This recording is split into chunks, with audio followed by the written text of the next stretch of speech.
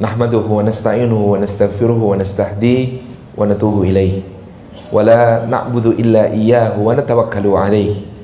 Allahumma fasalli wa sallim wa barik ala sayyidina Muhammad wa ala alihi wa ala ashabihi wa dhurriyyatihi wa man tabi'ahum bi ihsanin ila yaumina hadza wa ba'di. Assalamu alaikum warahmatullahi wabarakatuh. Yang kami hormati Bunda PAUD Kota Banjarmasin beserta seluruh jajaran pemerintah Kota Banjarmasin yang berkenan membersamai acara kita semua bersama Yayasan Ukhuwah yang Masya Allah mudah-mudahan senantiasa berkah di setiap langkahnya di usianya yang sudah ke berapa Ustaz? 25 tahun. Seusia saya beberapa tahun yang lalu. Kemudian juga yang kami hormati Wakil Ketua Yayasan beserta seluruh jajaran pengurus Yayasan Ukhuwah. Fajazakumullahu anna khairan atas dharma bakti yang ditunaikan untuk mendidik anak-anak kita semua melalui berbagai lembaga pendidikannya. Ya, alhamdulillah telah begitu banyak kontribusinya bagi generasi penerus insyaallah. Yang kami hormati para asatid dan ustadzat, para pendidik, para pengajar dan segenap pamong Yayasan Ukhuwah, terlebih-lebih pula segenap hadirin hadirat, Bapak Ibu, para wali murid dari Yayasan Ukhuwah, khususnya dari PAUD dan SD yang hari ini bersama-sama hadir di acara kita semua. Bapak Ibu yang dirahmati Allah, di dalam menghantarkan anak-anak kita menuju ke gerbang taklifnya sendiri, menuju kepada tanggung jawabnya sebagai seorang Abdullah dan khalifah di muka bumi yang diamanahi oleh Allah Subhanahu wa taala untuk mengelolanya menjadi lebih baik. Maka di dalam Al-Quran Al-Karim kita bisa menemukan beberapa nilai terpenting. Saya menyebutnya 3 nilai dasar dan 5 kurikulum di dalam pendidikan yang diarahkan oleh Allah Subhanahu wa taala, dan kemudian kita lihat prakteknya pada apa yang dijalankan oleh Nabi sallallahu alaihi wasallam bersama para sahabat radhiyallahu anhum ajmain. Yang pertama akan kita ambil nilai pertama dan kedua itu, nilai dasar pertama dan kedua itu dari surah An-Nisa ayat yang ke-9. A'udzubillahi minasyaitonirrajim. Firman Allah Subhanahu wa taala, "Wal yakhshal ladzina law taraku min khalfihim dzurriyyatan dhi'afan khafu 'alaihim falyattaqullaha wal yaqulu qawlan sadida." Shadaqallahul adzim. Wal yakhsha, dan hendaklah menjadi takut. Siapa yang hendaklah menjadi takut? Alladzina, orang-orang yang lau taraku, seandainya mereka meninggalkan min khalfihim, di belakang mereka, dzurriyyatan, generasi penerus, anak cucunya, dhi'afan, dalam keadaan lemah-lemah, khafu, yang senantiasa mereka khawatir, alaihim, atas mereka, atas anak keturunannya itu. Obatnya adalah, kata Allah Subhanahu wa taala, falyattaqullaha, maka hendaklah mereka bertakwa kepada Allah, waliyaqulu, dan hendaklah mereka mengucapkan, mengatakan qaulan, perkataan sadidan, yang lempang, yang lurus, yang tidak bengkok, yang benar.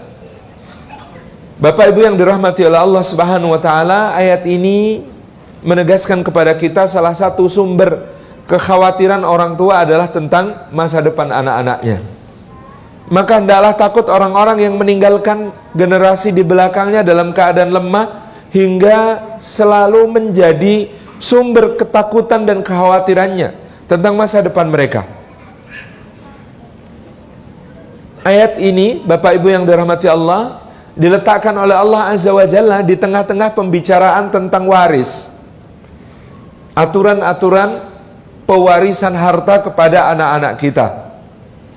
Maka sebagian mungkin akan memahami, oh kalau begitu jangan sampai kita meninggalkan generasi di belakang kita dalam keadaan lemah, dalam makna memberikan kepada mereka warisan harta yang sedikit. Tetapi para mufassir justru mengatakan ayat ini hendak berkata kepada kita betapa tidak cukupnya warisan kepada anak-anak kita jika hanya berupa harta benda. Seberapa banyak apapun harta benda yang kita tinggalkan untuk mereka, tidak akan pernah mencukupi seandainya kita tidak memenuhi dua nilai dasar penting di dalam pendidikan anak yang ditegaskan Allah dalam ayat ini, yakni falyattaqullaha, maka hendaknya orang tuanya itu bertakwa kepada Allah, wal yaqulu qawlan sadida, dan hendaknya orang tuanya itu mengatakan kalimat yang lurus, kalimat yang lempeng, kalimat yang tidak bengkok kepada anak-anaknya. Sejarah mengajarkan kepada kita tentang pernyataan awal tadi betapa tidak cukupnya harta benda yang kita wariskan kepada anak-anak kita, berapapun banyaknya.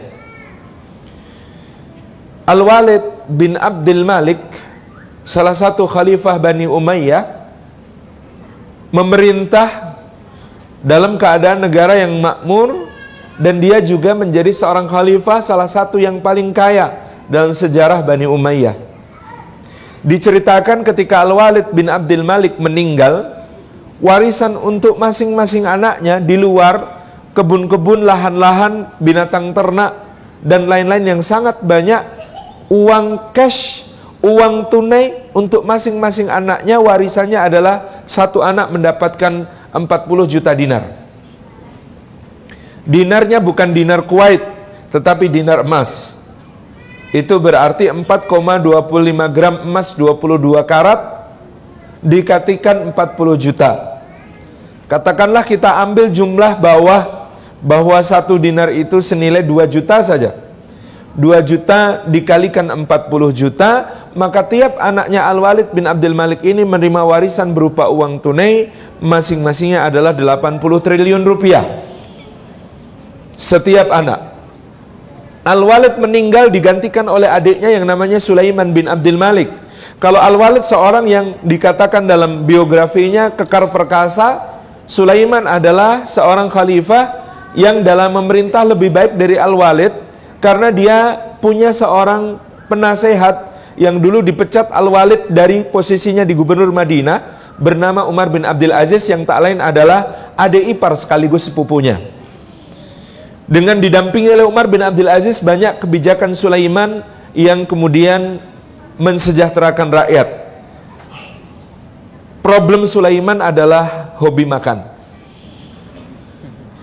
sehingga kemudian kegermakannya makan enak ini diceritakan dalam sekali makan beliau bisa menghabiskan 200 butir telur. Saya tidak tahu telur apa yang dimaksud, mungkin bukan telur ayam, tetapi telur burung yang kecil-kecil barangkali. Dan kita tahu itu kolesterol tinggi.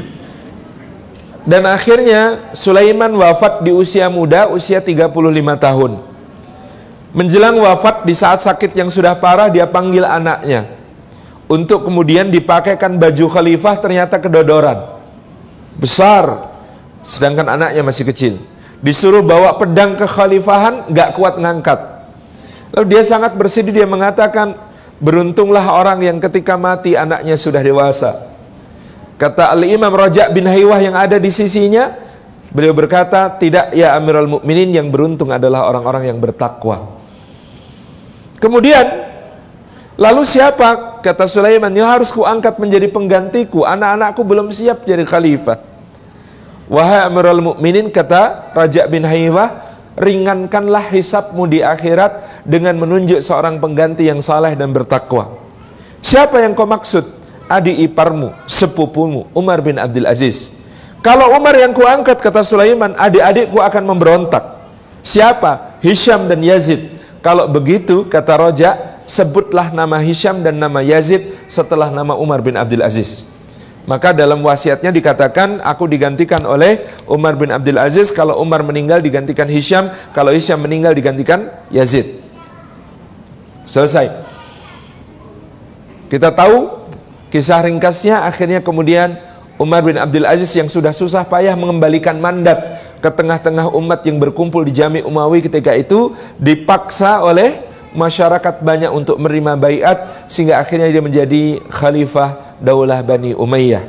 Tidak lama Umar bin Abdul Aziz memerintah, konon begitu banyak orang yang tidak suka dia berada di pucuk kekuasaan karena banyak kepentingan mereka yang terhalangi untuk memperkaya diri dan sebagainya, sehingga menurut satu riwayat yang ditegaskan oleh penulis biografi beliau, seorang ulama Mesir, sahabat Al-Imam Asy-Syafi'i, ini Umar bin Abdul Aziz ini diracun sedikit demi sedikit melalui makanan, sehingga dalam 2,5 tahun memerintah itu beliau makin drop kondisinya, makin sakit, sehingga kemudian beliau akhirnya wafat. Menjelang wafat kemudian dihitunglah harta Umar bin Abdul Aziz untuk memperkirakan warisan untuk putra-putranya kira-kira masing-masing dapat berapa. Dan kemudian setelah dihitung harta Umar bin Abdul Aziz, didapati tinggalan beliau untuk masing-masing anaknya kira-kira hanya 8 dirham satu anak. 1 dirham itu 3,5 gram perak. Sekarang setara dengan kira-kira 70.000 rupiah. 70 kali 8 adalah 560.000 rupiah. 560.000 ripis. Maka kemudian salah satu adik iparnya yang paling dekat dengannya, namanya Maslamah bin Abdul Malik, berbisik di telinganya, "Wahai Amirul Mukminin, jangan terlalu tega pada anakmu. Sungguh engkau tega kalau sampai hanya memberi warisan 560.000 rupiah itu, 8 dirham itu. Maka wasiatkanlah anak-anakmu kepadaku, karena sesungguhnya aku pangeran Bani Umayyah yang paling kaya. Pangeran-pangeran yang lain hanya hidup dari warisannya, sementara aku seorang pedagang dan saudagar yang berusaha. Wasiatkan kepadaku anak-anakmu, wahai Amirul Mukminin." Kata Umar bin Abdul Aziz dengan tersenyum, "Aku sudah menitipkan mereka kepada yang lebih kaya daripada engkau." Kata Maslamah, "Siapa?" Kata Umar bin Abdul Aziz, "Allah." "Maka wahai Maslamah, daripada kau sibuk-sibuk mengurus anakku, lebih baik urus dirimu sendiri. Sudahkah kau siapkan jawaban atas setiap dinar dan dirham yang ada pada dirimu? Kelak kalau Allah bertanya bagaimana kau mendapatkannya dan di mana kau membelajarkannya." Jelek. Selesai. 20 tahun kemudian Daulah Bani Umayyah tumbang, dikalahkan oleh Daulah Bani Abbasiyah. Anak-anak Al-Walid bin Abdul Malik yang tadinya warisannya 80 triliun itu berubah menjadi buronan, lari ke sana kemari mencari perlindungan di berbagai kota, mengemis untuk menyambung hidupnya. Sementara anak-anak Umar bin Abdul Aziz menjadi pembayar-pembayar zakat terbesar di zamannya. Betapa tidak cukupnya kalau hanya warisan harta. Sebanyak apapun itu bagi anak-anak kita, maka ada value atau nilai dasar yang perlu kita tanamkan ke dalam diri kita sendiri terlebih dahulu untuk menjadi pendidik yang layak bagi anak-anak kita. Berapa banyak orang tua zaman now ingin anaknya seperti Imam Syafi'i, tapi dia tidak berusaha sama sekali untuk menjadi seperti orang tuanya Imam Syafi'i. Imam Syafi'i itu hanya anak dari bapak dan ibunya Imam Syafi'i, tidak bisa dilahirkan oleh bapak dan ibunya orang lain. Maka coba mari kita renungkan nilai dasar ini. Pertama-tama, falyattaqullaha, maka hendaklah bertakwa kepada Allah. Bapak Ibu yang dirahmati Allah Subhanahu wa taala, kualifikasi pertama kita di dalam mendidik anak-anak seperti yang dicontohkan oleh Nabi sallallahu alaihi wasallam adalah dengan ketakwaan. Apa itu takwa? Kalau kita mau meringkas makna takwa di dalam satu kata, di dalam satu frase, apa kira-kira kata itu? Apa Bu, takwa itu apa? Terjemah bahasa Indonesia dalam satu kata atau satu frase saja. Apa itu takwa? Taat. Apa? Tunduk. Ada lagi? Saya kutipkan sebuah cerita. Satu hari Sayyidina Umar bin Khattab bertanya kepada imamnya Masjid Nabawi, Sayyidina Ubay bin Ka'ab radhiyallahu anhu, "Wahai Ubay, apakah takwa itu?" Ubay bin Ka'ab menjawab, "Ya Amirul Mukminin, pernahkah engkau berjalan di satu tempat yang banyak onak dan durinya, banyak jebakan menanti di sana, sementara cahayanya remang-remang, tidak jelas pandanganmu?" Sayyidina Umar berkata, "Iya, aku pernah." Ubay bertanya lagi, "Apa yang kau lakukan saat itu?" Sayyidina Umar menjawab, aku berhati-hati. Ubay bin Ka'ab mengatakan fadzalika taqwa, itulah yang dimaksud dengan takwa. Takwa itu makna ringkasnya hati-hati. Maka menjadi orang tua adalah menjadi orang yang berhati-hati. Kenapa kita berhati-hati? Karena Allah senantiasa melihat dan mengawasi kita. Kenapa kita berhati-hati? Karena kita punya janji dengan Allah Subhanahu wa taala untuk senantiasa menjadi hamba yang taat kepadanya dan mengisi hati kita dengan niat-niat baiknya. Kenapa kita berhati-hati? Karena kita ini selalu harus memperhitungkan apa yang sudah menjadi bekal kita untuk hari esok. Kenapa kita berhati-hati? Karena kita ini punya PR untuk terus mempertahankan ketaatan dalam makna istiqomahnya. Maka hati-hatilah kita jadi orang tua. Hati-hati di dalam memilih segala jalan. Hati-hati di dalam memilih segala benda. Hati-hati di dalam melakukan segala sesuatu. Hati-hati di dalam perasaan, pikiran dan prasangka. Hati-hati di dalam ucapan dan perbuatan. Hati-hati di dalam segala tindak tanduk. Dalam setiap langkah yang kita tempuh. Inilah takwa. Hati-hati. Dengan kehati-hatian itu, kita selalu merasa menjadi bintang film. Ibu-ibu yang dirahmati Allah pernah main film? Pernah. Kita semua ini sedang main film. Kameranya raqibun atidun, selalu merekam tanpa jeda, tidak kenal habis baterai, tidak kenal penuh memori. Kamera ini terus merekam kita sampai kelak kita menghadap Allah Subhanahu wa taala, dan di sana di hari yang disebut sebagai yaumil hisab, maka tayangannya akan ditampilkan untuk kita. Semua acting kita akan kita tonton sendiri. Maka Nabi SAW mengatakan masing-masing kita nanti akan mengalami rasa malu yang berat di hadapan Allah. Sekadar apa rasa malu itu? Ya, sememalukan apa kita berakting di dalam film itu. Kalau di dalam film itu banyak kebaikan yang kita tampakkan, acting yang bagus di mata Allah Subhanahu wa taala, maka insya Allah sedikit keringat dingin karena rasa malu yang akan keluar. Tapi kalau banyak, maka kata Nabi sallallahu alaihi wasallam, ada orang yang tenggelam di dalam keringat dingin mereka karena malu kepada Allah, bahwa ternyata begitu banyak nikmat Allah dia gunakan justru untuk durhaka kepadanya. Maka ada yang tenggelam dalam keringatnya sampai mata kaki, ada yang sampai lutut, ada yang sampai pinggang, ada yang sampai pundak. Sekadar seperti apa dia berakting.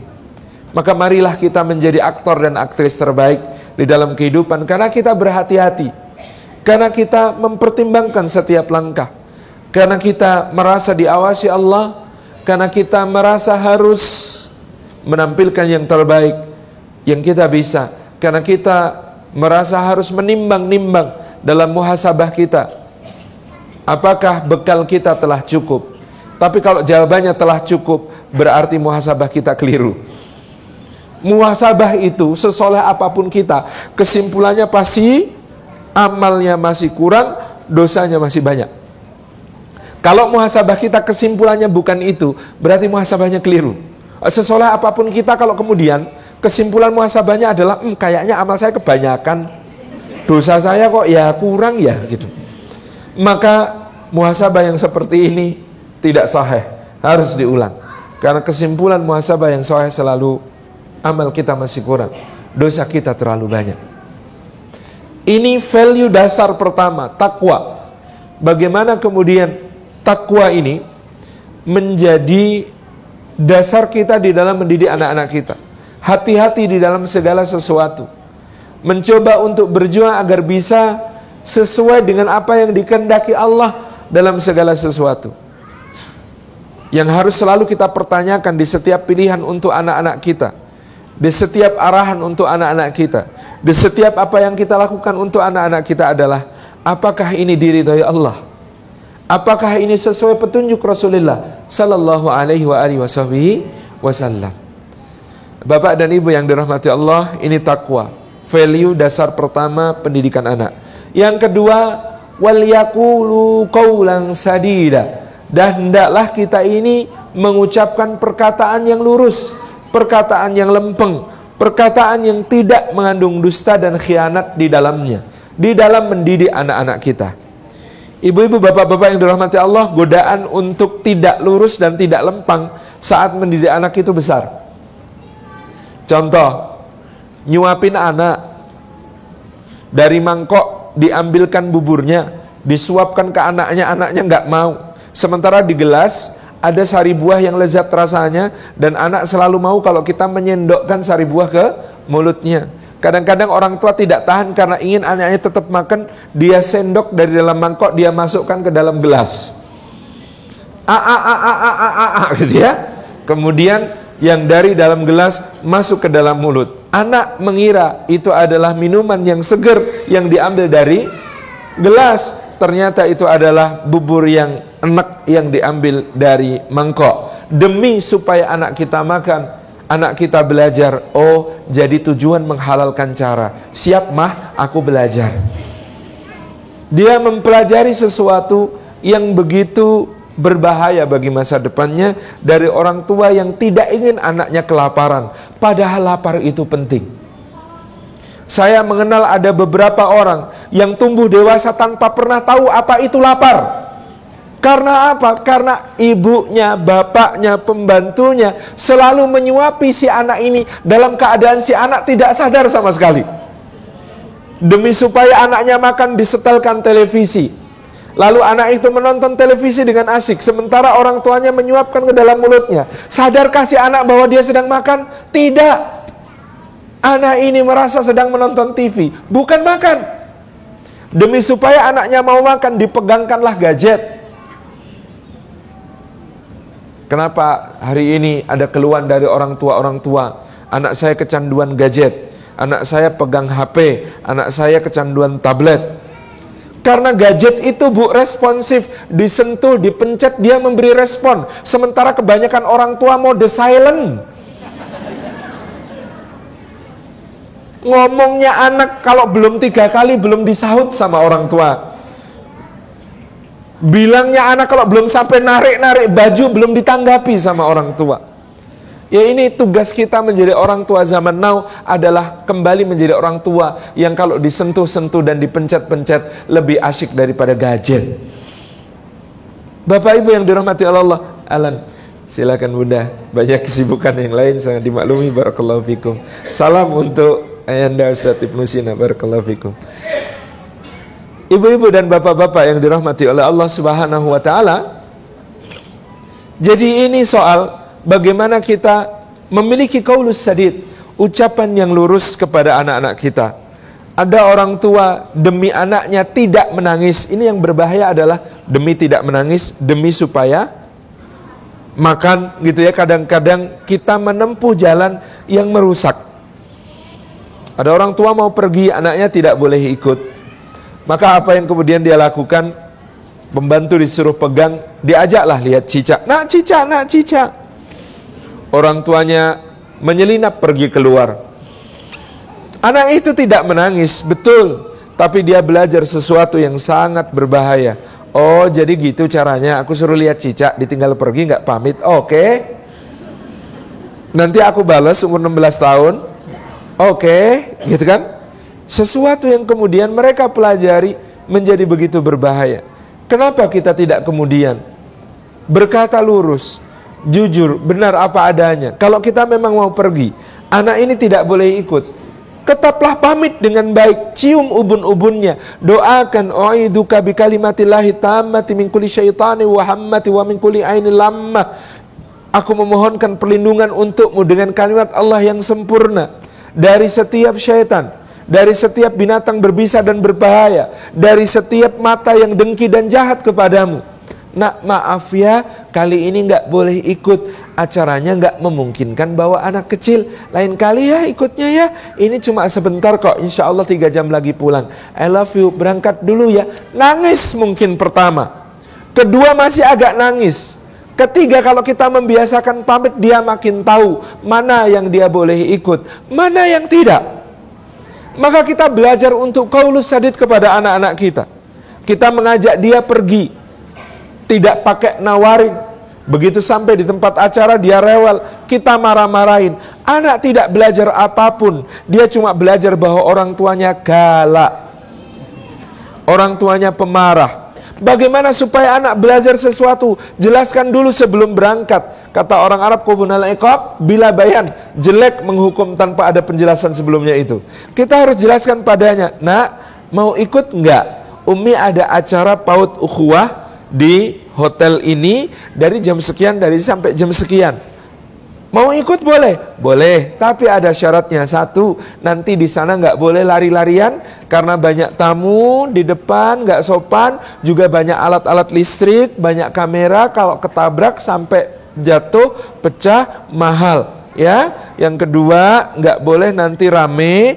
Yang ketiga nggak boleh nanti ngajak pulang sebelum waktunya. Oke? Oke, karena sudah ada perjanjian, nanti ibu kalau mau negur dia, bagus, dia dapat pelajaran. Tapi kalau tiba-tiba saja ditarik, diajak, nggak ngerti apa-apa, di sini kemudian rame, dimarahin sama ibunya, dia cuma satu kesimpulannya, ibu gue galak.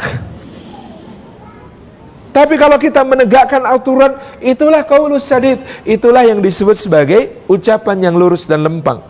Betapa memang tidak mudah, ibu-ibu yang dirahmati Allah. Ini tesnya juga gampang. Ibu-ibu kalau anak lari-lari, ibu-ibu bilang apa? Jangan lari-lari, nanti jatuh ya. Kalimat yang biasa muncul lihat anak lari-lari adalah, jangan lari-lari, nanti jatuh. Itu mungkin sebabnya kita susah mencari kesebelasan yang bisa berlaga di Piala Dunia. Ibu-ibu tahu 11 pemain bola itu kerjaannya 90% ngapain? Lari-lari, Bu. Anak Indonesia sejak kecil dibilangin sama ibunya, jangan lari-lari, nanti jatuh. Anak kita sejak kecil sudah ditakut-takuti tentang betapa berbahayanya lari. Lalu kita minta, mana kesebelasan kita? Kok belum bisa ikut Piala Dunia? Ya nggak bisa, wong sejak kecil nggak boleh lari-lari. Kalau anak jatuh beneran, ibu-ibu bilang apa? Gabrus, jatuh gitu ya. Tipe ibu pertama akan mengatakan, tuh kan dibilang juga apa, makanya jangan lari-lari. Ada Bu yang begitu? Ada. Sini ada. Bapak-bapak nggak ada ya? Nggak ada. Bapak-bapak bilangnya kuapok gitu. Sama Pak. Ini anak-anak, kalau kemudian setiap kali dia melakukan hal yang seharusnya bisa jadi pelajaran bagi dia, tapi kita salahkan, tapi kemudian kita tuduh dia yang paling bersalah dalam peristiwa ini, maka dia akan belajar untuk self-blaming, suka nyalain diri sendiri. Ibu-ibu, bapak-bapak, kami di rumah buka tahsin untuk anak-anak. Sekarang ada sekitar 80 anak yang belajar tahsin di rumah kami. Nah, ada salah satu anak itu yang dulu tahun 2007 2006 atau 2007 ikut tahsin di rumah kami itu agak lucu. Jadi kalau dibenerin satu huruf itu ya, itu mukul kepalanya 3 kali. Ba, ta, aku memang goblok, aku nggak bisa, aku bodoh. Loh, siapa bilang kamu tuh pintar? Enggak, aku tuh bodoh. Oh, selidik punya selidik, ibu-ibu dan bapak-bapak yang dirahmati Allah, dibesarkan oleh orang tuanya anak ini dengan kata-kata semacam itu. Disalahin, goblok kamu dasar, oh bodoh tenang nih, gitu. Dan lain sebagainya, yang kemudian selalu menyalahkan dia. Dia tumbuh tanpa kepercayaan diri, dia tumbuh tanpa berani mengambil risiko, dia tumbuh tanpa kemudian mau mengambil hal-hal di luar zona nyaman, dia tumbuh tanpa kemudian mau untuk berada di sesuatu yang membuat dia mau berjuang. Susah. Ibu model kedua, anak jatuh, gabrus. Apa yang dikatakan, Bu? Oh, ini batunya nakal ini. Dah, jangan nangis ya, ini batunya udah dibales nih, yang nakal nih. Ada, Bu, yang begitu? Ada. Apa yang terjadi pada anak yang diajari sedemikian, pola komunikasi sedemikian, dia suka blaming others, nyalain orang. Nanti dia kelas 9 ditanya, "Dek, kok nilai matematikamu cuma 6?" Kata dia, habis batunya nakal sih Ma. Diubah sedikit menjadi habis gurunya killer sih Ma. Nggak bisa ngajar tuh guru. Padahal dia yang kurang effort di dalam belajar. Dia akan selalu menemukan alasan di balik hal yang dia malas, di balik hal yang dia kurang berjuang, dia selalu menemukan alasan, excuse yang kemudian membuat dia tidak mau berjuang. Ibu model ketiga, anak jatuh, gua berus. Apa kata ibu? Udah, nggak usah nangis, saya nggak sakit ya, nggak sakit, ini nggak sakit kok, cuma kayak gini. Ya udah ya, nggak nangis ya. Bagus nggak bu? Bagus sepertinya melatih anak untuk tangguh. Tapi coba nanti ibu umur 65, asam urat, encok pegelinu, kambuh. Aduh, nah ini sakit banget. Ah, ibu cuma kayak gitu aja nggak sakit itu bu. Ya Allah, nah ini sakit beneran. Aduh, sakit banget. Orang tua kok nangis, malu-maluin bu. Anak durhaka nggak kayak begitu sama ibunya? Tapi siapa yang ngajarin duluan bahwa itu tidak sakit? Ibunya. Dia jatuh beneran, itu sakit beneran. Ibunya bilang nggak sakit kok, nggak sakit, nggak apa-apa ya, nggak apa-apa ya. Dia belajar untuk tidak peka pada penderitaan orang karena dia merasa dia sakit, dianggap tidak oleh orang lain. Maka ketika dia lihat orang menderita, Allah cuma kayak gitu. Jangan playing victim. Hei orang Palestina, jangan playing victim. Hei orang Rohingya, sukanya bakar rumah sendiri, terus lari, terus pura-pura. Dia belajar untuk tidak peka kepada penderitaan orang lain. Terus saya ditanya, Ustaz kok salah semua? Terus kalau anak jatuh, suruh ngomong apa? Oh, nggak usah banyak ngomong bu. Anak jatuh, udah tolongin, pangku, tenangkan, nangis selesai, baru diajak ngomong. Jangan diajak ngomong pas lagi nangis. Kalau sudah selesai ngomong, ucapkan selamat, jabat tangannya, selamat nak, kamu belajar hal baru. Lari ada risikonya bisa jatuh, tapi nggak apa-apa. Jatuh itu memang risiko. Lain kali larinya lebih cepat ya nak ya, dan lebih hati-hati. Oke, tos. Jauh lebih konstruktif. Anak manjat pagar tinggi gitu ya, kita ketakutan. Jangan nanti jatuh. Brus, jatuh beneran. Oh, doanya ibu diaminkan malaikat kok. Kalau anak manjat-manjat begitu, ngomong apa yang benar? Yang enak aja bu. Masya Allah nak, hebat. Sudah bisa manjat sampai atas, sukses itu namanya. Ayo coba, sukses turun ke bawah enggak? Umi tunggu di bawah ya. Nah itu baru sesuatu yang kemudian jauh lebih qaulan sadida. Sesuatu yang kemudian kalimatnya lurus, lempang. Bapak ibu yang dirahmati oleh Allah subhanahu wa ta'ala, sekali lagi qaulus sadid ini tidak mudah, tidak gampang. Karena hari ini kita dituntut supaya berparenting sebagai asal anak tidak nangis. Loh kok asal anak tidak nangis? Wong nangis itu penting bu. Bu, nggak apa-apa anak nangis. Anak nangis itu nangisnya penting. Tanya dokter-dokter, nangis yang kenceng itu baik. Kalau nggak percaya, kalau anak lahir nggak mau nangis, diapain tuh? Dipukul biar nangis. Karena nangis itu penting. Nangis itu juga memperkuat jantung. Anak yang nangisnya kenceng, jantungnya kuat. Terus yang selanjutnya, nangis itu penting. Karena nangis, menangisi dosa-dosa, nangis, melihat penderitaan sesama, itu adalah nangis yang berharga di sisi Allah subhanahu wa ta'ala. Lapar, tadi saya bilang, asal mau makan. Lapar itu penting. Anak kita itu harus kenal yang namanya lapar. Anak saya Nawaf itu, kalau dia bilang, maaf ya mas, enggak, ya udah, nggak usah disuapin sampai dia nanti merasa lapar. Lapar mi, perutnya sakit mi. Oh ya udah, berarti sekarang makan ya, biar nggak sakit perutnya ya. Itu sakit karena lapar, karena kurang makan. Mi, itu makanya pasti lahap bu. Dan dia tahu enaknya makan itu karena rasa lapar. Dia kemudian tidak lagi pilih-pilih makanan. Kenapa? Karena lapar. Kalau sudah lapar, makanan apapun enak. Ibu-ibu zaman sekarang bingung, anaknya itu pilih-pilih banget makanan, susah makan. Lah karena anaknya nggak pernah lapar. Tidak bu, sekali-sekali biarin lapar. Lapar kok nggak boleh? Lapar itu boleh. Wong itu bagian dari ujiannya Allah, biar dia latihan. Bahwa walana beluanakum bisyai'im minal khaufi wal ju'. Lapar itu penting.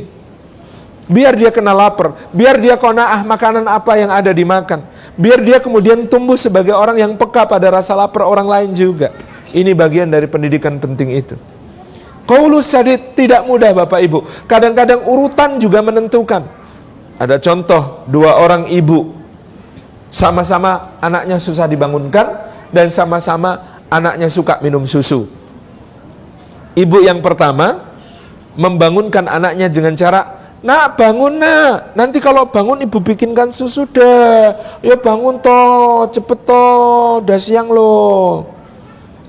Ibu yang kedua membangunkan anaknya dengan cara, nak bangun nak, itu ibu sudah bikinkan susu buat kamu, ibu taruh di meja ya, ayo segera diminum, mumpung masih hangat, oke?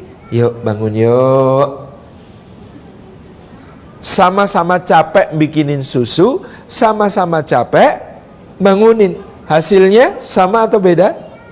Beda. Ibu pertama, nah bangun nah, kalau bangun bukan susu deh. Anaknya bangun, mana susunya ma? Sebentar ini lo baru dibikinin, mama lelet Anak belajar tentang pamrih. Jangan lakukan sesuatu kalau tidak ada keuntungannya untukmu. Ibu yang kedua mengajarkan apa? Anaknya bangun, Masya Allah ibuku baik banget, aku belum bangun aja udah dibikinin susu, susunya enak. Anak kedua belajar tentang ketulusan, tentang amal yang harus dia tunaikan tanpa pamrih, kecuali kepada Allah Subhanahu wa ta'ala. Betapa luar biasanya ilmu tentang qaulus sadid, ilmu tentang perkataan yang lurus, yang lempang. Betapa banyak anak sekarang, jadi ini konsisten dan sekaligus konsekuen. Betapa banyak anak sekarang itu bingung konsepnya karena orang tuanya kalimatnya membingungkan.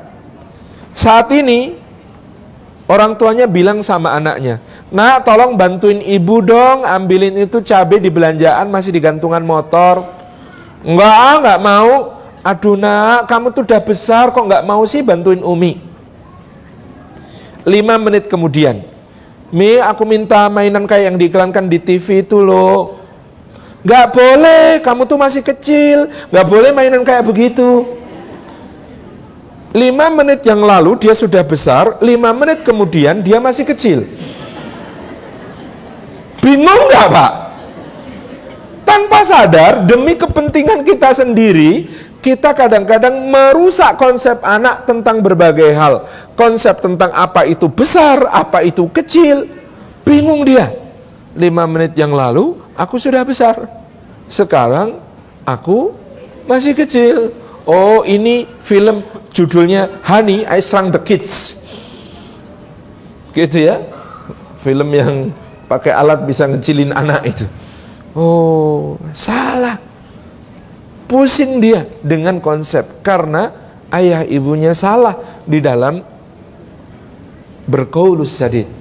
Bapak ibu yang dirahmati oleh Allah, kadang-kadang ada yang sangat bersemangat di dalam beragama sehingga bahasa dalam mendidik anak semuanya bahasa agama. Tapi jadi kurang tepat juga karena terlalu bersemangatnya itu. Dikit-dikit pinjem nama Allah. Sehingga apa-apa yang dilakukan anaknya, kalau dia tidak suka, dia pinjam pula nama Allah. Anaknya bawa piring, diuntang-antingkan, takut jatuh, takut pecah. Ibunya bilang, nak, nggak boleh nak. Allah nggak suka, Allah nggak suka. Itu dicari dalilnya nggak ketemu kan ya Bu ya? Sesungguhnya Allah tidak menyukai anak yang bawa piring gitu. Itu nggak ketemu. Sehingga kita salah mengenalkan anak kita sebagai Allah sebagai zat yang maha tidak suka. Jadi yang diketahui anak, Allah tuh dikit-dikit gak suka, apa-apa gak suka. Allah itu zat yang maha tidak suka. Subhanallah tabarakallah. Ini PR kita tentang qaulus sadid. Value dasar kedua tentang berbicara kepada anak, pendidikan anak adalah ucapan yang lurus, ucapan yang jujur. Bapak-bapak, ibu-ibu, siapa yang bertugas mendidik anak? Bapak atau ibu? Dua-duanya. Kalau di dalam Al-Quran, ibu-ibu perhatikan dari awal sampai akhir, yang ada dialog bapak dengan anak atau dialog ibu dengan anak? Bapak dengan anak. Kenapa yang ada dialog bapak dengan anak? Kenapa tidak ada dialog ibu dengan anak? Karena ibu-ibu itu tidak usah diajari Quran, pasti berdialog dengan anak. Tapi bapak-bapak kalau tidak diberi arahan seperti Quran, bisa diem terus itu, nggak pernah ngomong sama anaknya. Maka memang beda perannya. Kalau kita perhatikan, ibu-ibu itu mewakili Allah Subhanahu wa ta'ala. Dalam hal apa? Wa 'allama Adamal asma'a kullaha. Ibu-ibu itu mewakili Allah mengenalkan nama-nama benda, kosakata, hasanah, isim-isim, yang kemudian akan menjadi bekal anak itu untuk menyusun berbagai macam konsep di masa yang akan datang. Maka berbahagialah bapak-bapak yang istrinya cerewet, karena istri yang cerewet adalah modal dasar bagi kecerdasan anak. Semakin cerewet istri, maka semakin cerdas anak. Ibu-ibu kalau masih pendiam, ubah mulai sekarang agar anaknya cerdas. Cerewetlah, tapi cerewet yang solihah. Cerewet yang solihah itu bagaimana? Yang ngomong terus bu, tapi yang baik-baik. Subhanallah nak, pampersnya udah penuh lagi. Ya Allah, terima kasih. Ini ginjalnya sehat sekali ya nak ya. Alhamdulillahilladzi adhaba annil adha wa afani. Terima kasih ya Allah telah menghilangkan segala kotoran dan penyakit dari kami, membuat kami merasakan afiah, sehat ya Allah. Yuk dilepas dulu ya nak ya. Dilepas dengan hati-hati, jangan sampai najisnya kena kemana-mana. Terus dibersihkan pakai tisu basah. Wangi sekali, bau aromaterapi. Aroma apa ini? Kayu manis. Masya Allah, dibersihkan sampai suci.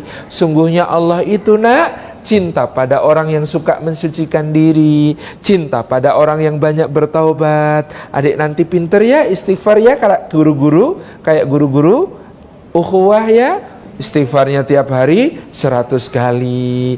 Masya Allah. Udah, sekarang pakai popok yang baru, kaki kanan dimasukkan, disusul kaki kiri. Masya Allah, tertutup auratnya. Ya Allah, jadikan kami orang yang selalu menjaga aurat, yang malu, yang dengan perisai malu terjaga kami dari semua aib.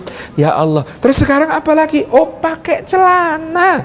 Celananya dipakai, kaki kanan masuk dulu, disusul kaki kiri. Masya Allah. Terima kasih ya Allah menutup aurat kami. Alhamdulillahilladzi kasani hadza wa razaqanihi min ghairi haulim minni wala quwwah. Terima kasih ya Allah telah menutup aurat kami, memberi pakaian kepada kami, memberi rizki kepada kami tanpa daya upaya kami. Masya Allah, ini nak, dulu air hujan diturunkan Allah dari langit, menumbuhkan pohon-pohon kapas. Kapasnya dipintal jadi benang katun. Ini dulu hujan turun, menumbuhkan rumput, rumputnya dimakan domba, dombanya keluar bulunya jadi benang wol. Ini dulu hujan turun, menumbuhkan pohon murbei, dimakan ulat sutra, berkepompong, dipintal jadi benang sutra. Masya Allah, terima kasih yang sudah memintal, terima kasih yang sudah menenun, terima kasih yang sudah menjahit. Sekarang berkaca, alhamdulillah, Allahumma kama hasanta khalqi fahasin huluki. Masya Allah, saya capek niruin yang di rumah saya itu, Bu. Ini anak, coba, anak ibu diajak ngomong seperti ini, ada sambungan sinaps yang merajalela kemana-mana di dalam otaknya, membuatnya begitu cerdas menangkap berbagai macam halnya. Berikutnya tugas bapak, seperti Ibrahim, seperti Luqman, seperti Yakub, adalah menanamkan falsafah kehidupan. Mata buduna min ba'di, ya bunayya fangdur madza tara, ya bunayya la tusyrik billah, ya bunayya innaha intaku, ya bunayya aqimis shalah, dan seterusnya. Itu tugas bapak, memberikan konsep-konsep yang maha dahsyat tentang falsafah kehidupan kepada anaknya. Bekalnya dari ibu, al-um madrasatul ula wal ab mutiruha, gitu ya. Ibu-ibu adalah sekolah yang pertama, bapak-bapak kepala sekolahnya, merangkap pengajar, merangkap tukang kebun, merangkap penjaga, merangkap semuanya, Pak. Masya Allah, tabaraka rahman. Jadi Bapak Ibu yang dirahmati Allah, inilah qaulus sadid. Berikutnya, value yang kita perlu punya dalam mendidik anak-anak kita adalah rasa syukur kepada Allah. Dari mana kita ambil? Dari kisah tentang Luqman. A'udzubillahi minasyaitonirrajim. Firman Allah Subhanahu wa taala, "Wa laqad ataina Luqmanal hikmata an yashkur lillah."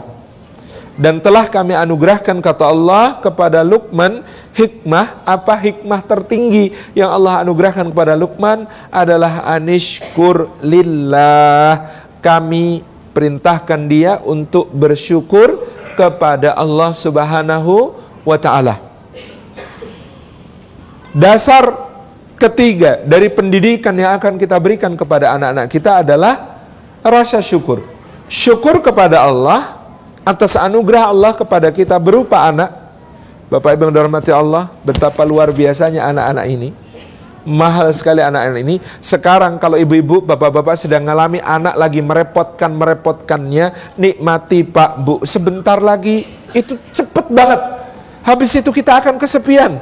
Mereka sudah di pondok, mereka sudah kemudian mentas, mereka sudah kuliah, mereka sudah mungkin menikah. Kita akan kesepian lagi. Ini cerita ibu saya. Walah nak, nyesel dulu itu, kamu itu kalau ngerepotin sedikit kok ibu dulu ada ngeluhnya dikit dalam hati. Padahal sekarang pengen direpotin lagi. Makanya kenapa orang tua itu kembali untuk bersekutu dengan para cucu. Karena hampir pasti dulu merasa, ya Allah dulu kok cuma sebentar direpotin anak. Maka sekarang ketika sudah tua, pengen repot lagi. Berakrab-akrab dengan cucu, manjain cucu dan lain sebagainya. Bersekutu dengan cucu. Masya Allah. Karena apa? Nyesel. Kalau kemudian kita menyia-nyiakan waktu di mana mereka sering merepotkan kita.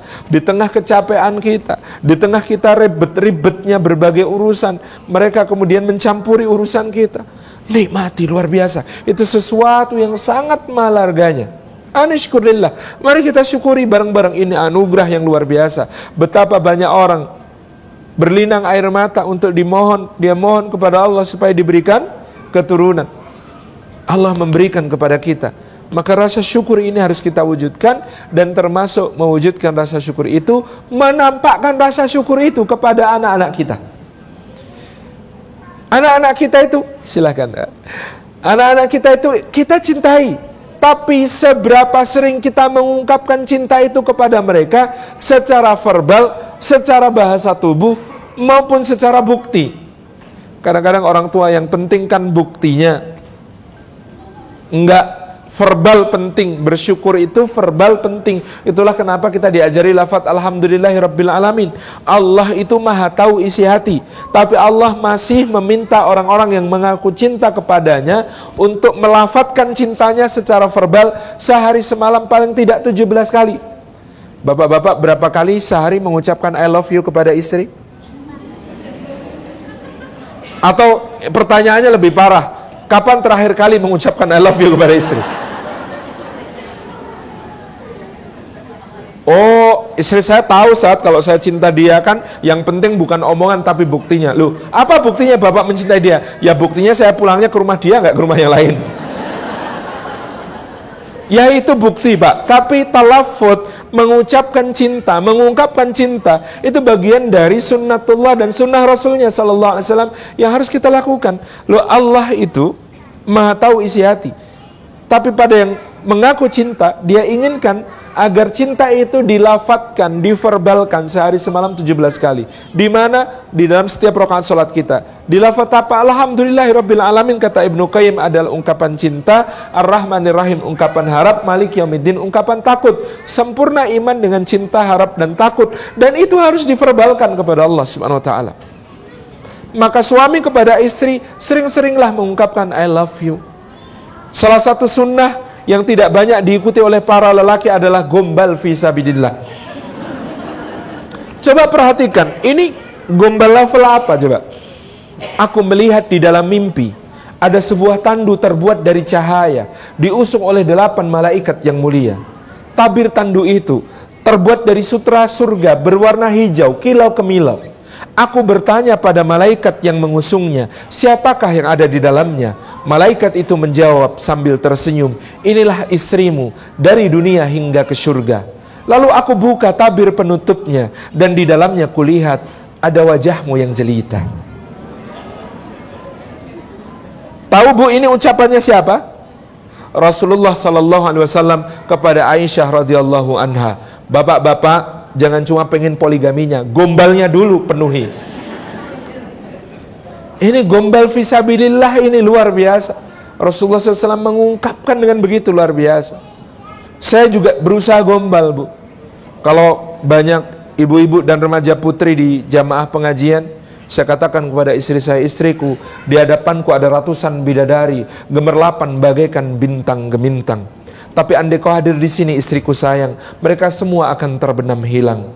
Seperti bintang-bintang tak tampak lagi ketika mentari terbit meninggi. Istriku, kaulah matahariku.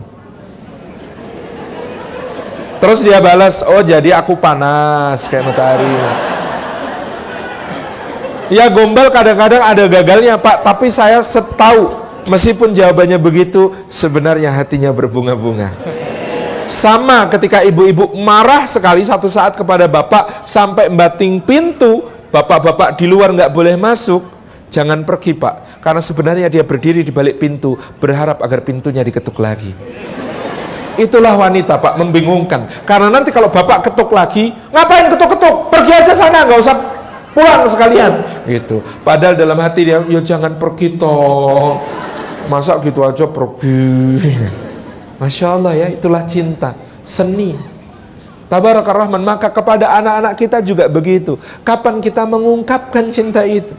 Pada istri kita, suami kita, ungkapkan cinta itu. Ibu-ibu setiap pagi lakukan gerakan anti korupsi. Seperti apa gerakan anti korupsi pagi hari itu?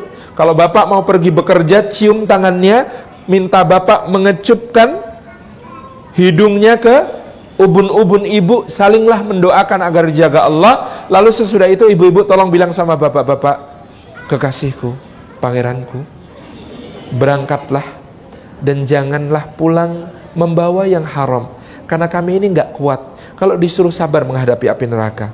Tapi kalau disuruh lapar, insya Allah sedikit-sedikit masih mampu. Suamiku, I love you. Panglimaku, senopatiku, kesatriaku, pahlawanku, selamat berjuang. Muah. Kata bapak-bapak, kalau ada muahnya nggak jadi berangkat saat itu. Nah nggak apa-apa Pak, karena ini kenapa saya bilang ini gerakan anti korupsi di pagi hari. Gerakan pro korupsi juga sering terjadi di pagi hari. Di sebuah kompleks antah berantah, bukan di Banjarmasin, kadang-kadang ada suara, Papa tahu nggak sebelah itu eselon berapa? Eselon 3 Pak, 5 tahun ini mobilnya udah 2 ganti. Aku ini loh istri eselon 1, istri eselon 1, mobilnya butut kayak gini, malu-maluin Pak. Gerakan pro korupsi juga sering terjadi di pagi hari. Maka gerakan anti korupsi juga harus ambil alih di pagi hari. Cinta yang seperti ini. Nah kepada anak kita juga harus ada syukurnya Pak. Ungkapkan, peluk mereka, cium mereka, katakan kepada mereka, nak, Masya Allah, kamu anugerah paling berharga yang Allah berikan kepadaku di dunia. Masa sih, kata anaknya. Iya. Itu perhiasan mama, kenapa kok nggak dititipin ke mbak pembantu? Silakan Ustaz. Barakallahu fikum. Itu perhiasan mama, kenapa kok tidak dititipin ke mbak pembantu? Ya kan ini barang mahal sayang, berharga sayang, takutnya ada apa-apa. Oh jadi aku nggak mahal, aku nggak berharga ya, kok tiap hari dititipin ke mbak pembantu? Kalau anaknya cerdas ngomong begitu kan berat. Subhanallah ya. Jadi ungkapkan kepada mereka kasih sayang kita, cinta kita. Nah kamu itu anugerahnya Allah yang paling berharga buat Abah dan Umi. I love you nak, Masya Allah. Tahu nggak nak, ini bibir mungil kamu kalau nanti gede berdoa Rabbighfirli wali walidayya warahmuma kama rabbayani shaghira.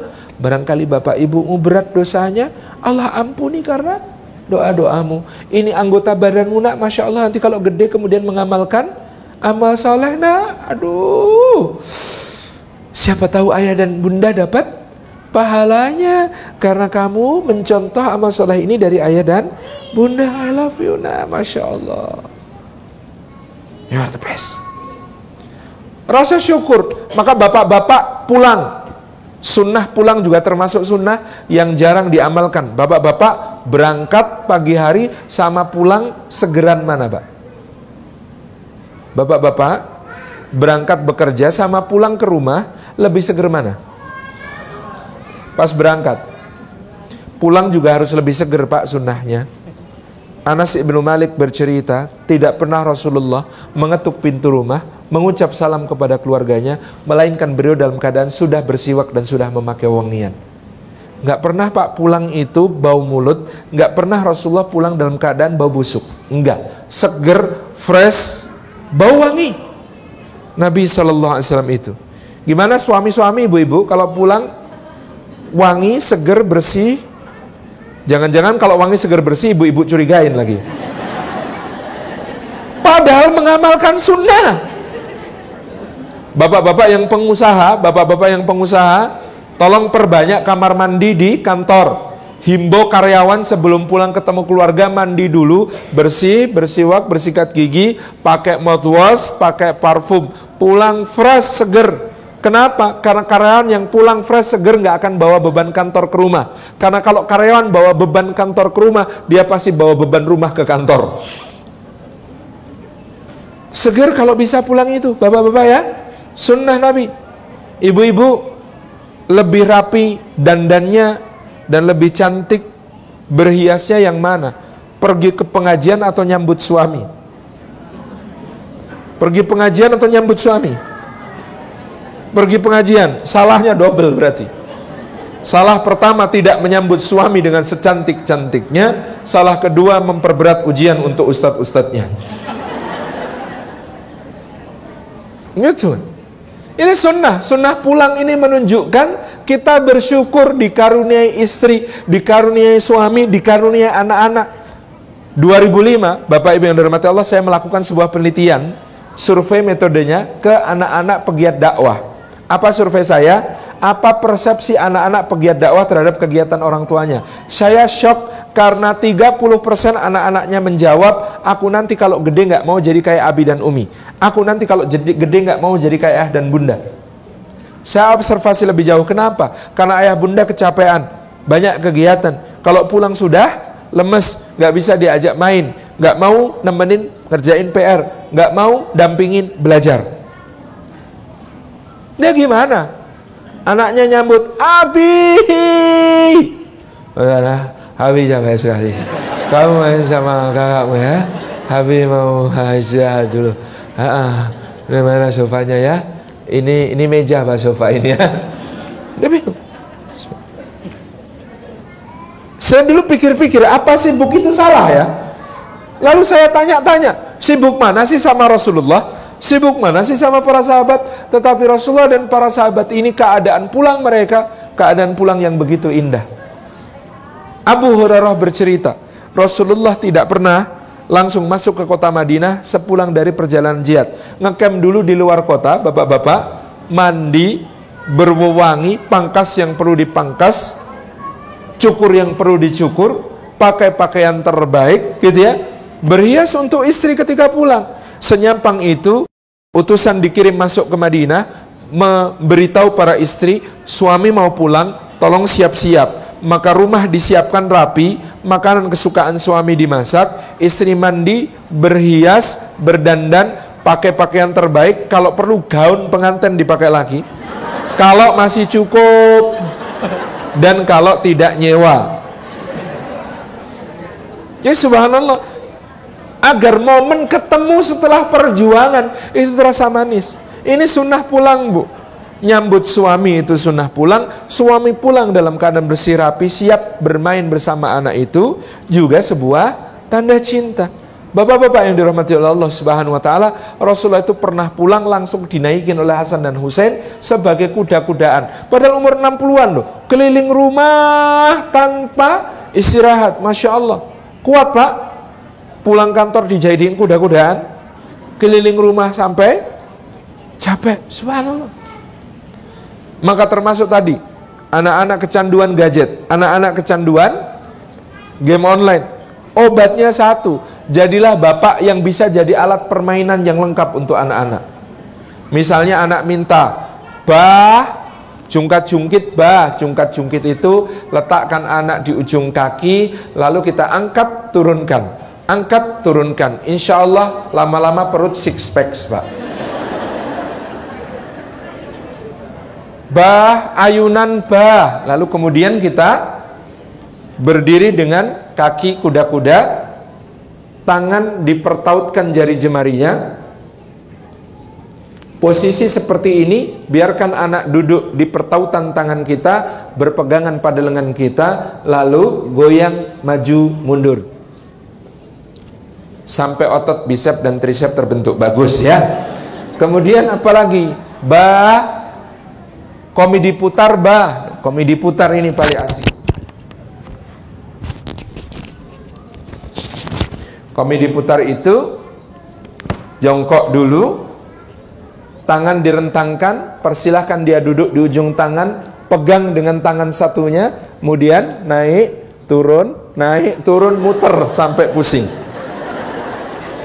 Yang paling asik perosotan, perosotan. Nah, perosotan itu kita duduk di kursi atau sofa, pakai sarung yang sudah aus itu, halus banget itu, kemudian pakai kaos yang juga sudah lawas. Ya, terus kemudian dia meluncur dari muka turun ke kaki, telusur gitu. Masya Allah, kedekatan ini teladan Nabi SAW. Dijajarkan anak-anak Al-Hasan, Al-Husain, Usamah bin Zaid, Abdullah bin Zubair, Abdullah bin Umar, Abdullah bin Abbas, Abdullah bin Ja'far. Lalu kemudian Nabi bersabda, ayo siapa yang bisa menangkap aku dapat hadiah. Lari Nabi dikejar anak-anak itu. Ibnu Abbas loncat ke depan, kena dada gitu ya. Ibnu Zubair kena kepala gitu ya. Hasan Husain di pundak. Oh Masya Allah, semua memegangi Rasulullah, dan Rasulullah tertawa-tawa mengatakan, kalian semua dapat hadiah, kalian semua dapat hadiah. Ini penanda rasa syukur, Pak. Sentuhan-sentuhan fisik. Apa yang dikhawatirkan tentang Jakarta, fatherless city, Pak. Teman-teman parenting itu khawatir tentang Jakarta fatherless city. Kenapa? Bapak-bapak berangkat bekerja, anak-anak belum bangun. Bapak-bapak pulang kerja, anak-anak sudah tidur. Akhir pekan yang seharusnya kebersamaannya, bapak-bapaknya cuma gogoleran, gelundang-gelundung di depan TV. Capek. Subhanallah. Maka sesibuk apapun sempatkan mencium, memeluk, menjenggung. Apa bangga sama kamu nak. Kemarin jadi kiper ya, kebobolan 10 ya. Kenapa cuma 10? Allah, mantap itu, gitu kan. Masya Allah, ini sesuatu yang berharga bagi anak-anak kita. Sesuatu yang punya nilai, yang akan membuat pengajaran-pengajaran kita menjadi didengarkan. Pengajaran-pengajaran kita menjadi efektif, termaktub di dalam dirinya. Masya Allah. Bapak Ibu yang dirahmati Allah, sampai-sampai gitu ya, bagaimana kemudian Nabi begitu lembutnya mengajak cucunya di dalam sholat berjamaah, digendong, letakkan ketika ruku, ambil lagi ketika tidak, letakkan ketika sujud, begitu seterusnya. Sampai dalam fikih ada kafiat khusus bagaimana sholat sambil menggendong anak. Pernah kami kedatangan, ada orang datang ke rumah kami mengadukan anaknya yang udah umur 10 tahun gak mau sholat. Saya tanya, lu sudah diperkenalkan bu? Sudah, sejak 2 tahun saya belikan mukena Ustaz. Loh kenapa kok sekarang gak mau sholat? Oh saya tanya kemudian titik kritisnya, bu waktu dia umur 4 tahunan, kalau dia gangguin ibu sholat, ibu apain? Oh saya marahin Ustaz, saya tegur itu. Ini tuh sholat nak, ibadah sama Allah, gak boleh gangguin, dosa. Ada dalilnya gak anak kecil gangguin sholat jadi dosa? Enggak bu. Kalau yang gangguin anak kita, kita sedang sholat, itu yang gangguin enggak dosa, yang digangguin juga enggak dosa.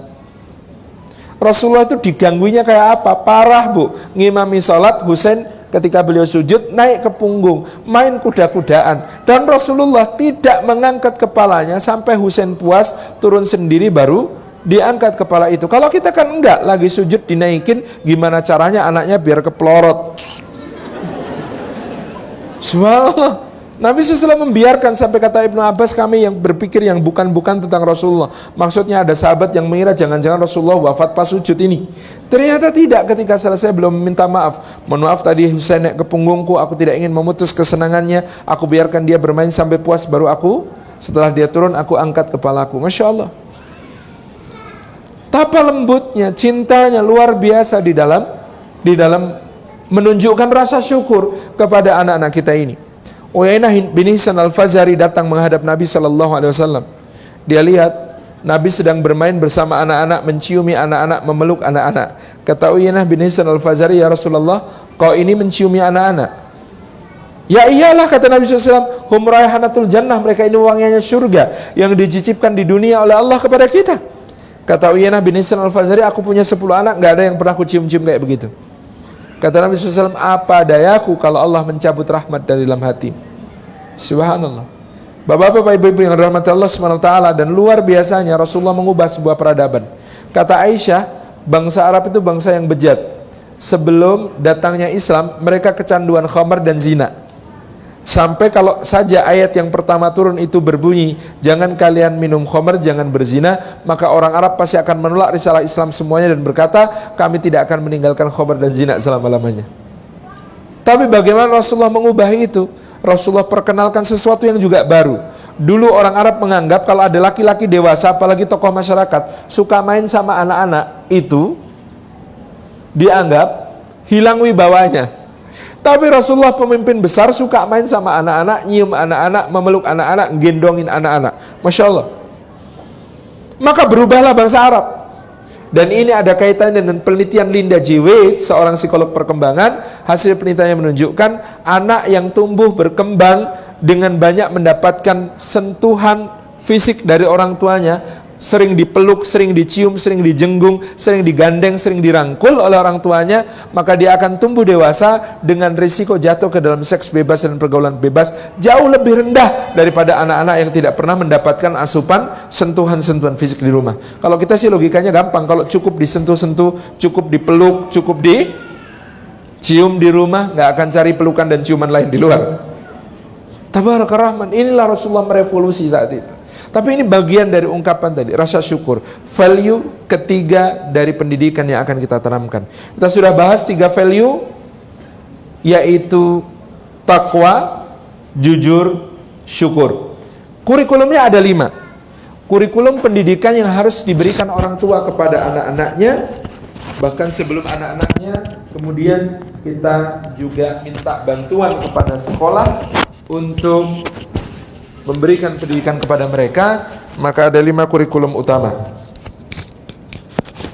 Yang pertama, wa idh qala Luqmanu li ibnihi wa huwa ya'iduhu ya bunayya la tusyrik billah. Tauhid. Wahai anakku, jangan mempersekutukan Allah, sesungguhnya mempersekutukan Allah itu kedzaliman yang besar. Tauhid. Kurikulum kedua, muraqabatullah. Ya bunayya innaha intakum misqala habbatin min khardalin fatakum fi sahra aw fis samawati aw fil ardi ya'ti bihallah innallaha latiful khabir. Wahai anakku, sekiranya ada seberat biji darah kecil sekali tersembunyi di dalam batu yang sangat keras, tersembunyi di petala langit, di lapis entah keberapa, tersembunyi di dalam kerak-kerak bumi yang tidak dilihat siapapun jua, ya'ti bihallah, maka yang begitu itu Allah pasti melihat dan pasti akan tetap mendatangkan balasannya, karena Allah maha lembut lagi maha mengetahui. Muraqabatullah, kurikulum kedua. Kurikulum ketiga, ya bunayya aqimis salah wa'mur bil ma'rufi wanha 'anil munkar wasbir 'ala ma asabak inna dzalika min azmil umur. Wahai anakku, tegakkan salat, perintahkan kepada yang ma'ruf, cegah dari yang mungkar, bersabarlah di atas semuanya, sesungguhnya semua itu perkara yang diwajibkan. Kurikulum keempat, akhlak. Wala tusa'ir khaddaka linnasi wala tamshi fil ardi maraha innallaha la yuhibbu kulla mukhtalin fakhur. Kurikulum kelima, adab. Waqsid fi masyika waghdud min sautik inna ankaral aswati la sautul hamir. Masya Allah. Paripurna sekali Allah Subhanahu wa taala memberikan satu arahan kepada kita, kurikulum apa saja yang perlu kita sampaikan pada anak-anak kita.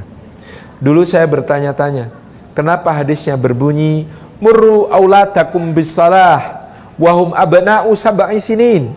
Perintahkan anakmu untuk salat ketika mereka berusia 7 tahun. Saya dulu geleng-geleng kepala. Merintahkan salat kok nunggu 7 tahun? Lah sebelum itu diajari apa dulu? Penasaran saya terjawab di surah Luqman ini, karena ada 2 kurikulum maha penting yang perlu kita tuntaskan dulu sebelum memerintahkan untuk sholat. Kurikulum apa? Yang pertama tauhid, yang kedua muraqabatullah. Yang pertama tauhid. Ini kurikulum dasar pertama yang harus kemudian kita tuntaskan sebelum merintahkan mereka untuk beribadah kepada Allah.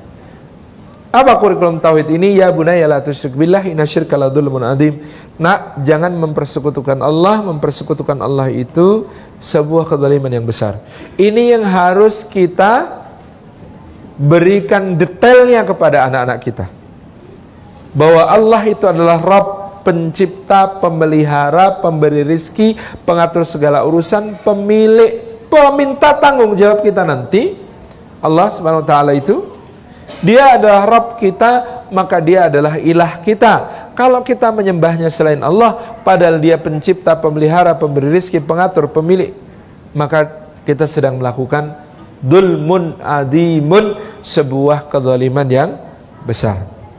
Kurikulum pertama, tauhidullah.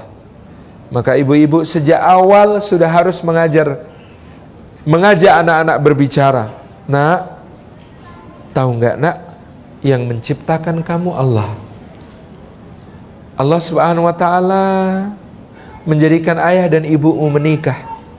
Lalu di dalam pernikahan itu Allah menghimpun benih dari ayah dan dari ibumu di dalam rahim ibumu. Ditumbuhkan oleh Allah di dalamnya. Dari bercak-bercak menjadi gumpalan. Gumpalan terus membelah. Diberikan sumbu tengah tubuh. Tulang belulang membentuk badan, diselimuti oleh otot-otot yang menjadi alat geraknya, dijadikan oleh Allah sebagai makhluk yang berbeda dari asalnya. Nah, itu semua Allah yang menumbuhkan kamu di dalam perut ibu, lalu membuat engkau lahir, dan engkau kemudian tumbuh dari hanya bisa menangis menjadi bisa miring, bisa tengkurap, bisa duduk, bisa merangkak, bisa berjalan, bisa berlari, bisa membaca, bisa menulis, bisa melakukan segalanya. Itu pula Allah Subhanahu wa taala yang mendidik kamu.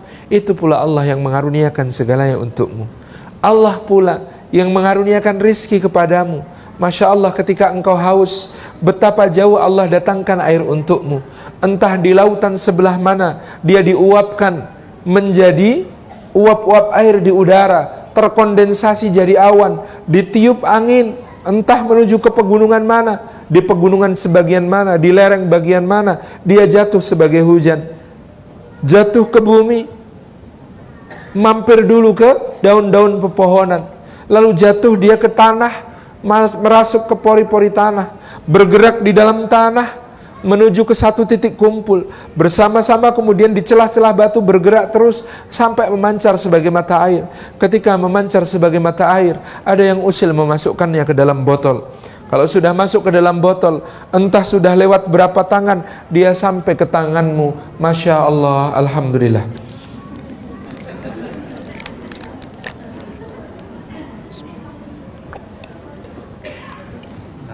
Oke. Allah yang memberimu rizki, nak, mendatangkan untukmu makanan. Coba engkau pagi ini sarapan, nak, nasi putih yang lezat. Kau tahu, nak, siapa yang diperintahkan Allah menanam padinya untukmu? Petani, nak, diperintahkan Allah menanam padi untukmu supaya kau bisa makan pagi ini. Tahu, nak, petaninya bukan sembarang petani, nak, tetapi petani nun jauh di Vietnam, nak. Karena beras kita impor, ya, nak, ya. Bahkan pula engkau makan selalu tak lengkap tanpa kecap. Padahal kecapnya, nak, tahu, nak, kedelainya siapa yang menumbuhkan, nak? Allah.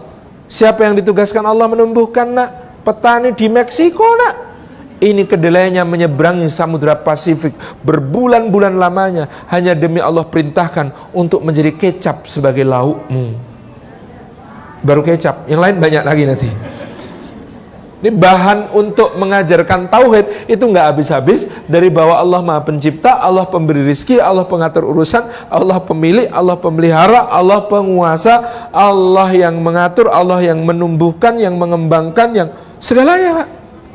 Itu yang harus kita habis-habiskan, kita obrolkan dengan anak kita sejak dia kecil sampai dia bisa diajarin untuk salat.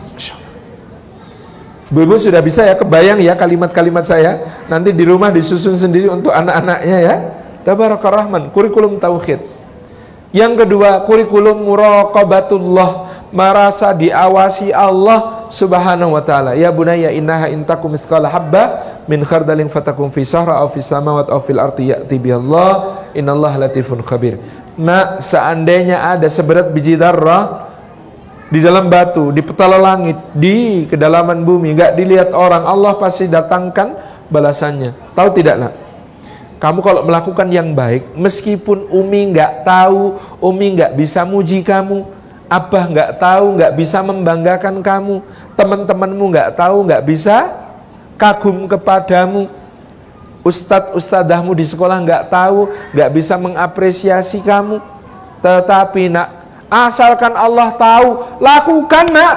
Karena kalau Allah tahu, Allah pasti beri balasan, Nak. Balasan Allah lebih indah daripada hadiah ayahmu, lebih indah daripada senyum bangga ibumu, lebih indah dari kekaguman teman-temanmu, lebih indah dari apresiasi gurumu. Sebaliknya, Nak, kalau ada hal yang buruk yang kamu ingin lakukan, ayah nggak lihat, ayah nggak bisa negor, ibu nggak lihat, ibu nggak bisa melarang, teman-teman nggak lihat, teman-teman nggak bisa mencibir, gurumu nggak lihat, gurumu nggak bisa menegur. Tapi Nak, kalau Allah tahu, Nak, maka Dia akan datangkan balasannya untukmu setimpal dengan buruknya apa yang kau lakukan. Maka Nak, jangan tertipu oleh semua yang di dunia. Balasan Allah yang sejati ada di akhirat. Barangkali kita juga tidak perlu menjadi pengganti Allah dalam membalas amal-amal. Banyak orang tua memposisikan dirinya sebagai penggantinya Allah dalam membalas amal. Ayo Nak, pokoknya nanti kamu hafal juz 30, kita liburan sebulan. Woi, kelamaan, seminggu ke Bali. Tapi janji loh ya, setelah hafal juz 30. Menjanjikan sesuatu kadang akibatnya lebih rumit daripada kalau kita memberi hadiah sebagai kejutan. Masya Allah, Nak, Abah bangga sekali. Lah kamu sudah hafal juz 28. Ini Abah nggak bisa beliin apa-apa, ini cuma sepeda. Ini pun cuma titipan Allah lewat Abah ya, Nak, ya, sebagai apresiasi Abah buat kamu. Tapi coba perhatikan sepeda ini, Nak, cuma dunia, Nak. Ya Allah, kamu menghafal Quran, Nak. Insya Allah nanti di akhirat balasannya Allah jauh lebih indah daripada sepeda hadiah Abah ya, Nak, ya. Yang istiqomah ya, Nak, ya, berkah ya, Nak, ya, insya Allah ya, Nak, ya, jadi penghafal Al-Quran paripurna ya, Nak, ya. I love you, Nak. Maaf ya, Abah nggak bisa ngasih apa-apa kecuali hadiah kecil dan sederhana ini. Kalimat seperti ini agung, kokoh, berbeda dengan kalimat yang menjadikan seakan-akan kita orang tualah pembalas amal yang paling utama, dan kita tidak pernah menyebut-nyebut bahwa di sisi Allah ada pahala yang lebih baik. Masya Allah. Ini kurikulum kedua juga ublek-ublek sebanyak-banyaknya. Bicarakan kepada anak dalam berbagai macam variasi tema, karena dia begitu pentingnya. Karena sesudah itu baru kita diizinkan oleh Rasulnya Sallallahu Alaihi Wasallam untuk menyuruh anak sholat.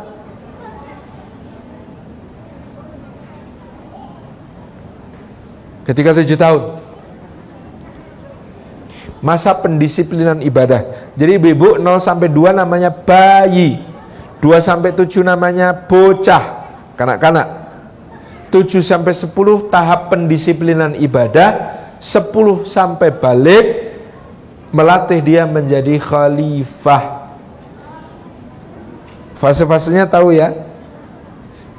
0-2 itu namanya bayi. Bayi itu paling sensitif pendengarannya dan juga perasanya. Maka Rasulullah menegur ibu yang merenggut kasar bayinya gara-gara bayi itu mengompoli baju Nabi SAW. Kata Nabi, baju ini bisa sekali cuci bersih, tapi renggutan yang kasar yang melahirkan kekeruan jiwa bisa membuat kekeruan jiwa itu bertahan sampai dewasa. Subhanallah.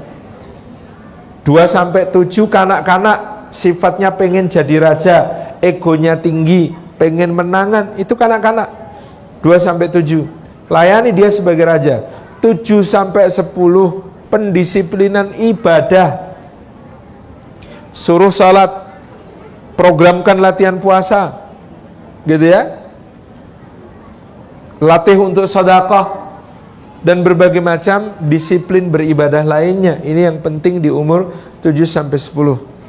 10 ke atas dia harus belajar menjadi seorang khalifah. Kalau dulu kurikulumnya mudah, ini saya tantang kemarin di pembicaraan yang materi kemarin, bisa nggak SIT Ukhuwah mempelopori mulai anak kelas 4 itu kurikulum tambahannya adalah angon kambing.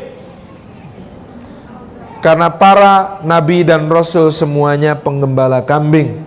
Karena saya merasakan betapa luar biasanya manfaat menggembala kambing ini untuk membentuk watak kita, karakter kita, kepemimpinan kita. Saya kelas 4 SD, Bu, dibelikan sepasang kambing jantan dan betina oleh bapak saya. Saya yang diserai untuk ngurus kambing-kambing ini. Betul, saya urus dengan baik, carikan makannya, dan saya pulang sekolah itu angon sampai hitam saya dulu. Sampai sekarang sih. Wangon kambing kerjanya Masya Allah. Pada saat saya kelas 6 kambing itu sudah beranak pinak menjadi beberapa. Ketika saya masuk SMP dan dimasukkan ke pesantren oleh bapak saya, kambing-kambing itu dijual, dijadikan biaya untuk saya masuk pesantren dan saya masuk sekolah SMP. Dan itu saya tidak bisa melupakan kebanggaannya ketika bapak saya bicara, "Nak, hebat loh kamu, nak, kamu biayai sekolahmu sendiri, nak. Ini kamu bayar SMP, bayar pondok dari uang dari kambingmu yang kamu pelihara. Bapak bangga, nak, sama kamu." Padahal itu bapak yang beliin kambingnya. Tetapi luar biasanya kebanggaan yang tumbuh itu. Dan luar biasanya kita belajar berbagai macam hal dari angon kambing. Ayo, berani nggak SIT Ukhuwah full day school, tapi dari jam 1 sampai jam 5 materinya angon kambing. Masya Allah ya, ini sesuatu yang luar biasa. Karena dia dididik jadi khalifah. Maka ibu kalau ngasih uang jajan sudah beda, Bu. Kalau ngasih uang jajan yang di bawah 10 tahun itu ibu disiplinkan. Nah, ini 10.000, 2.000 untuk transport berangkat, 2.000 transport pulang, 6.000-nya buat jajan, 2.000 minum, 4.000 makanan. Oke, top. Begitu, anggarannya anggaran ketat. Tapi kalau dia sudah umur 10 tahun, awal bulan suruh dia bikin proposal. Nak, susun kebutuhanmu sebulan ke depan. Apa aja yang kamu perlukan. Terus berapa yang kamu mau infakkan. Terus berapa yang mau kamu tabung. Terus kamu keperluannya apa saja. Tambahan-tambahan yang mungkin akan ada nanti apa saja. Nanti kamu ajukan ke Umi. Umi akan kasih budgetnya ke kamu. Nanti kamu setiap pengeluaran juga harus ditulis. Laporkan pada Umi di akhir bulan. Itu menentukan kamu bulan depan dapat bonus apa enggak. Ini kalau sudah ke umur 10 tahun begini, Bu, nanti dia jadi wali kota sudah pintar nyusun anggaran.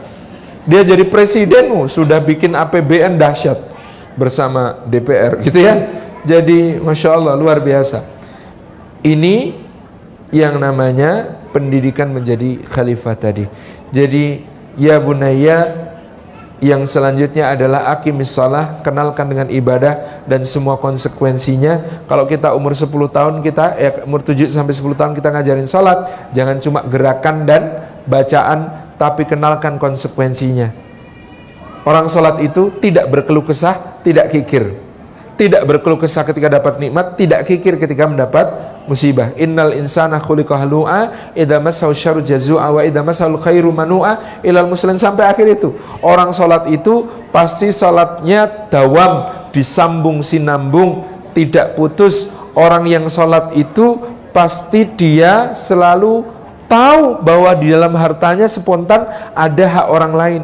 Orang yang sholat itu selalu membenarkan akan ada hari pembalasan. Dia yakin semua amalnya dibalas. Orang sholat itu selalu takut kepada adabnya Allah. Orang sholat itu dia menjaga kemaluannya. Orang sholat itu jaga janji dan amanatnya. Orang sholat itu menegakkan persaksiannya. Orang sholat itu memelihara sholatnya itu menjadi akhlaknya di setiap keadaan.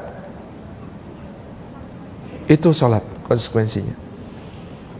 Wa'mur bil ma'ruf wa nahy 'anil munkar wasbir 'ala ma asabak inna dzalika min azmil umur. Masya Allah. Ini yang harus kita ajarkan yang berikutnya. Ini sudah harus kerjasama dengan sekolah karena usianya sudah tadi ya, usianya sudah usia masuk sekolah 7 sampai 10, mereka kemudian belajar ibadah. Yang kurikulum keempat, kurikulum kelima adalah akhlak dan adab. Apa bedanya? Kalau akhlak universal ayah bunda. Kata para ulama akhlak asasi itu dua. Jujur, rendah hati. Orang kalau punya jujur dan rendah hati, itu kayak pasangan suami istri jujur dan rendah hati ini. Mereka akan bisa melahirkan akhlak-akhlak yang lain yang sangat banyak. Tapi pokoknya adalah jujur, rendah hati. Itu dua akhlak yang harus ditanamkan. Jujur, rendah hati. Jangan ngeremehin orang. Jujur, jangan berbohong, rendah hati, jangan ngeremehin orang. Terus gitu. Ini yang kita lihat dari ucapan Luqman kepada putranya. Ini universal, di mana-mana sama. Tapi yang kelima adalah adab. Kalau adab ini tidak universal. Adab sopan di Arab agak berbeda sedikit dengan sopan di Indonesia, berbeda lagi dengan sopan di Amerika atau di Australia atau di Eropa. Maka soal adab ini kita harus punya patokan dari urf juga selain dari nas, dalil. Pernah satu saat, ini sebagai cerita penutup juga, ada seorang imam yang kami datangkan dari Palestina dan beliau lama tinggal di Jordania untuk ngimami sholat tarawih. Seperti biasa setiap tahun kami mendatangkan imam sholat tarawih dari Palestina ke masjid kami di Jogokarian. Nah ketika dia di Jogokarian, karena dia ini masih muda gitu ya, lebih muda dari saya, kemudian habis ngisi pertama itu dia komplain ke saya, ya akhi Salim, penduduk di sini ini harus diberikan penjelasan yang terang. Ini banyak pelanggaran. Saya tanya, pelanggaran di mana ya Syekh? Pelanggarannya mereka itu mencium tangan saya dan merunduk-runduk kepada saya. Ini tidak boleh. Ini bentuk penghambaan. Ah ya enggak, saya bilang itu. Enggak, bagaimana? Itu penghambaan. Enggak, penghambaan itu rukuk sama sujud. Dalilnya jelas. Lo merunduk-runduk begitu juga. Enggak, itu kalau di sini takzim kepada antum karena ilmu, karena kemudian kedatangan antum sebagai seorang mujahid, itu penghormatan. Tapi enggak boleh berlebihan. Enggak berlebihan. Kenapa berbeda dengan di Arab? Ya jelas beda. Yang namanya adab itu berbeda di tiap tempat. Antum pikir saya enggak geli lihat orang Arab menghormati orang lain? Geli bro. Lihat orang Saudi saling menghormati satu sama lain, gimana bu? Pegang kepala, cium dahi, terus habis itu ngobrol sambil pegang-pegangan jenggot. Geli bro. Dikiranya saya nggak geli lihat begitu, geli. Itu baru orang Saudi, belum orang Emirat. Tahu orang Emirat gimana cara saling menghormati?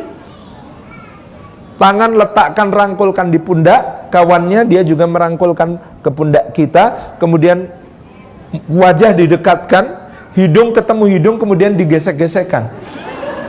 Nggak percaya, lihat aja di YouTube. Itu cara orang Emirat untuk menghormati satu sama lain. Apakah saya kalau lihat itu protes? Enggak, karena saya menghormati. Itulah urf mereka.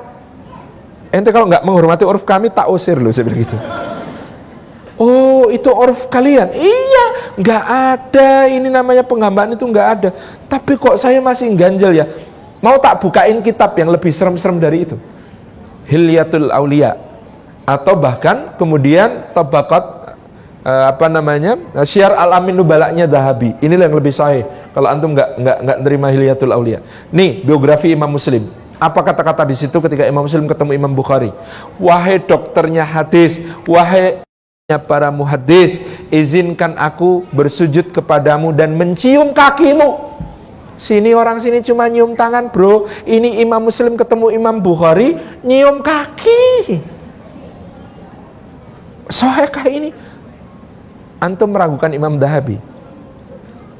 Nih kalau meragukan Imam Dahabi. Iya ya, soheh ya. Oh iya soheh. Terus apa lagi? Ini ada lagi. Ini lebih geli lagi. Imam Sahal bin Abdullah At-Tasturi ketemu Imam Abu Dawud Sijistani, pemilik kitab Sunan Abu Dawud. Imam Abu Dawud itu selain beliau periwayat yang sangat tangguh, beliau dikenal kalau membacakan hadis itu lisannya sangat fasih, suaranya sangat merdu. Maka Imam Sahal bin Abdullah At-Tasturi ketemu Imam Abu Dawud, kemudian beliau berkata, coba perlihatkan kepadaku lisan muliamu yang kau gunakan meriwayatkan hadis-hadis Rasulullah. Lalu Imam Abu Dawud melet. Ketika Imam Abu Dawud melet, Imam Sahal bin Abdullah At-Tasturi mencium lisan Imam Abu Dawud sebagai bentuk penghormatan. Geli enggak, saya tanya. Inilah yang namanya adab, masing-masing tempat ada. Maka kalau bapak ibu tinggal di Banjarmasin, ajari anak-anaknya adab Banjar. Gitu kan? Kalau orang Jawa, ajari juga dengan adat Jawa. Kalau kita orang Jawa tinggal di Amerika, ajari adab Jawa, ajari adab Amerika. Dimanapun kita perlu mengajarkan adab ini sebagai sesuatu yang agung. Terima kasih, gitu ya. Cukup sampai sekian yang dapat kami sampaikan. Allahu wahdah, inya memberi kada bawadah, inya ma'ambi kada bawadah. Wassalamualaikum warahmatullahi wabarakatuh.